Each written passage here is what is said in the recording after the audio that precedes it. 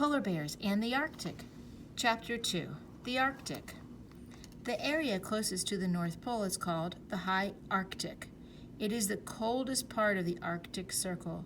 The land is flat and dry. The soil is too poor for plants or trees to grow. Few land animals can live in the High Arctic. The other part of the Arctic is called the Low Arctic. The Low Arctic is farther from the North Pole. Plants cover about 90% of the land there. Many animals live in the Low Arctic. The large part of the Arctic is called the tundra. Tundra is flat, dry land without trees. Tundra makes up about 20% of the land in the world. The picture there you see the animals crossing the tundra. Tundra comes from a Finnish word meaning treeless plain. The Arctic tundra covers the southern coast of Greenland and the northern parts of Alaska, Canada, Europe, and Russia. A lot of the soil in the tundra stays frozen all year, and it is called permafrost. Since the land is frozen, water cannot drain, and it remains frozen in ponds and bogs. We have 2 speech bubbles, another text feature with an illustration or drawing. Jack, I'm never going to be able to plant a garden here. How can you? Permafrost can go down for 2 to 12 feet. In some places, it's over 1,330 feet deep. Why is the Arctic so cold? Brr. The Arctic is super cold most of the time. We say the weather is freezing when it is 32 degrees Fahrenheit or below that, and that's when water turns into ice. In January and February, the Arctic is about 29 degrees below zero. It is very cold in the Arctic for several reasons.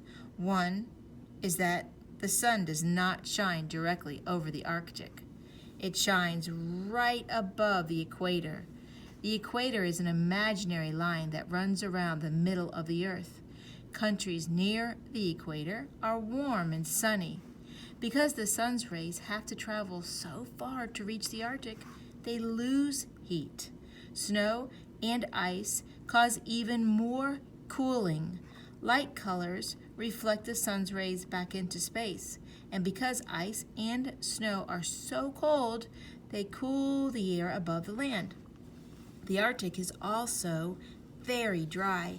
Cold air traps less moisture than warm air. Scientists call the Arctic the polar desert. Why the Arctic is freezing. Sun's rays travel far, ice and snow reflect heat, and ice and snow chill the air. Page 24, Land of the Midnight Sun. The Arctic is known as the land of the midnight sun.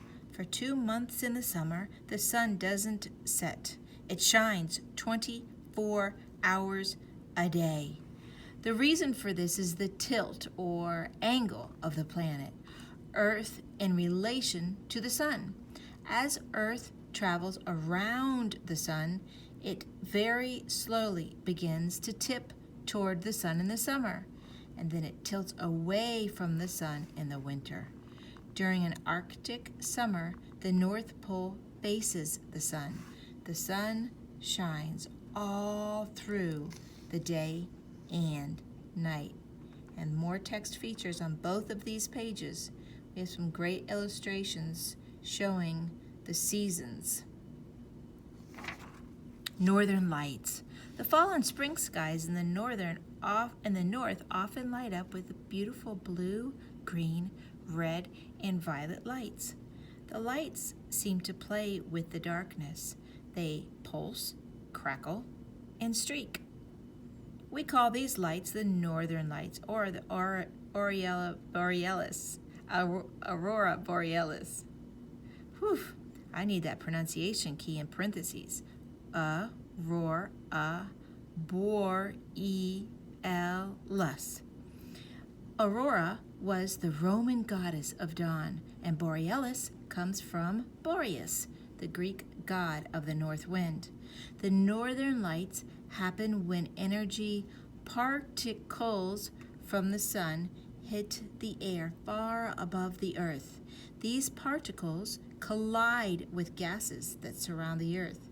Energy is given off and appears in the sky as colorful lights. The South Pole. The coldest weather of all is at the South Pole. The continent of Antarctica covers the South Pole. A continent is a big land mass. North America and Australia are examples of other continents. Antarctica is almost completely covered by a layer of ice 1 mile thick. It is so cold and dry that except for scientists, no one actually lives there. The scientists live in specially built research stations. The lowest temperature ever recorded in the world was in Antarctica, 128.6 degrees below zero. Antarctica is home to animals like penguins, seals, whales, and fish. Polar bears don't live in Antarctica, and penguins don't live in the Arctic. They have to go to the zoos to meet one another.